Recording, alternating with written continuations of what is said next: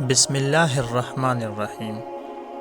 السلام علیکم خواتین و حضرات، آج ہم آپ کو اس ویڈیو میں ایک ایسے پراسرار شخص کے بارے میں بتائیں گے جس کے بارے میں مشہور ہے کہ اللہ تعالیٰ نے ان کو بہت ہی زیادہ علم دیا تھا، اور وہ جس جگہ بیٹھ جاتے تھے تو کیسی ہی زمین تھی، وہاں گھاس اگ جاتی اور زمین سرسبز ہو جاتی۔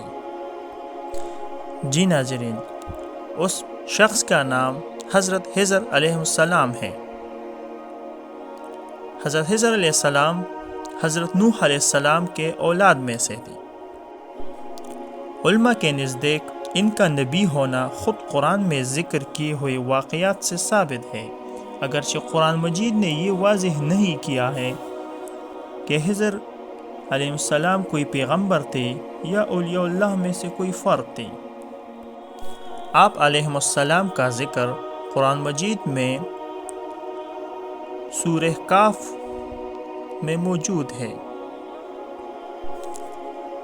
حضرت ابی بن کعب رضی اللہ تعالی عنہ کی روایت ہے کہ رسول اللہ صلی اللہ علیہ وسلم نے فرمایا کہ ایک مرتبہ حضرت موسیٰ علیہ السلام اپنی قوم کو خطبہ دینے کے لیے کھڑے ہوئے تو لوگوں نے آپ علیہ السلام سے یہ سوال کیا کہ تمام انسانوں میں سب سے زیادہ علم والا کون ہے؟ حضرت موسیٰ علیہ السلام کے علم میں اپنے سے زیادہ علم والا کوئی نہیں تھا، اس لیے فرمایا کہ میں سب سے زیادہ علم والا ہوں۔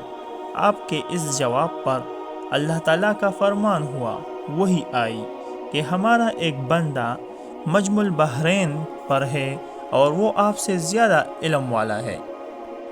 جی ناظرین، تو سوال یہاں یہ پیدا ہوتا ہے کہ حضرت موسیٰ علیہ السلام نے ایسا جواب اپنی قوم کو کیوں دیا؟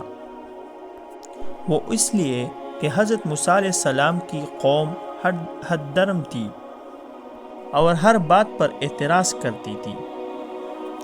اگرچہ موسیٰ علیہ السلام اپنے سے زیادہ علم والا کسی اور کو قرار دیتے تو بنی اسرائیل کے لوگ کہتے کہ جا اس بڑے عالم کو لا، ہم تیری بات کیوں سنیں؟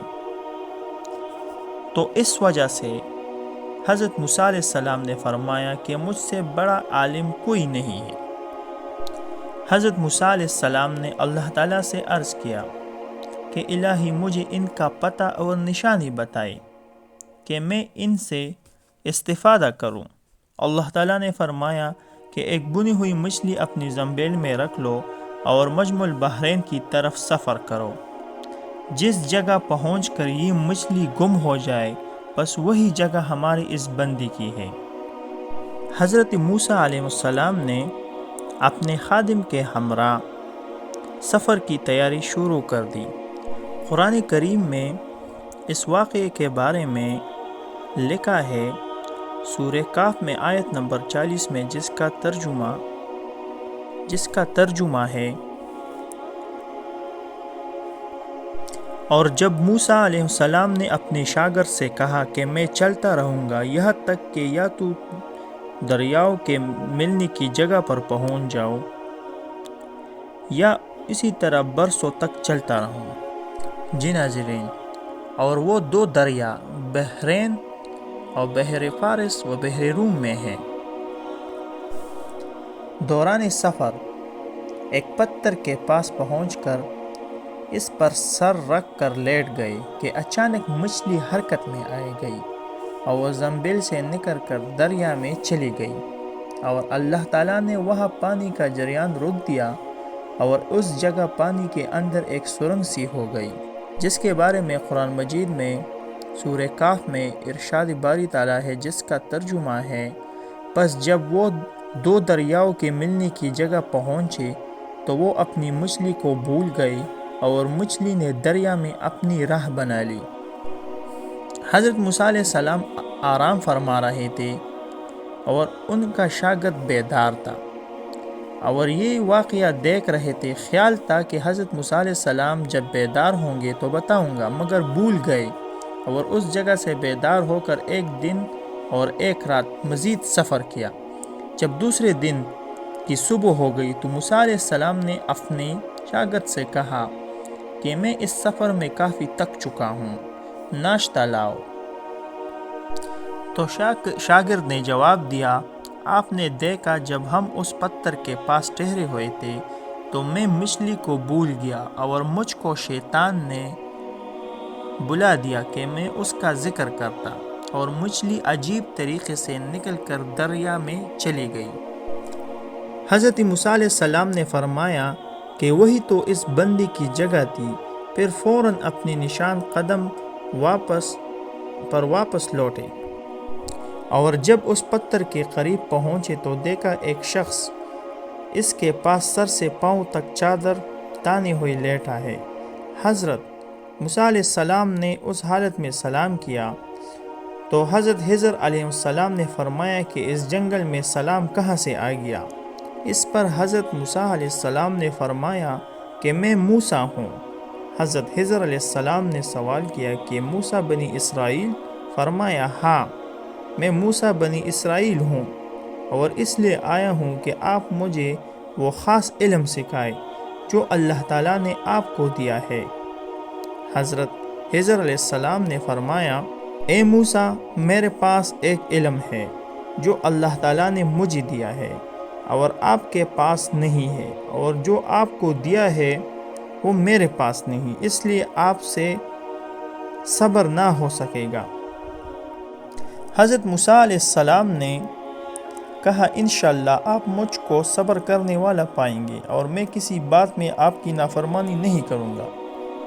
حضرت خضر علیہ السلام نے فرمایا، اگر آپ میرے ساتھ چلنے کو تیار ہے تو کسی بھی معاملے کے متعلق مجھ سے کوئی سوال مت پوچھنا جب تک میں آپ کو اس کی حقیقت نہ بتاؤں۔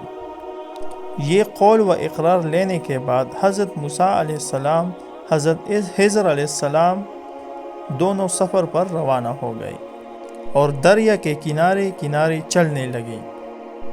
اتفاقاً کنارے پر ایک کشتی آ گئی تو کشتی والوں سے کشتی پر سوار ہونے کی بات چیت شروع کی۔ ان لوگوں نے حضرت خضر علیہ السلام کو پہچان لیا اور ان کو بغیر اجرت کے سوار کر لیا۔ سوار ہوتے ہی حضرت خضر علیہ السلام نے ایک کلہاڑی سے کشتی کا ایک تختہ نکال ڈالا۔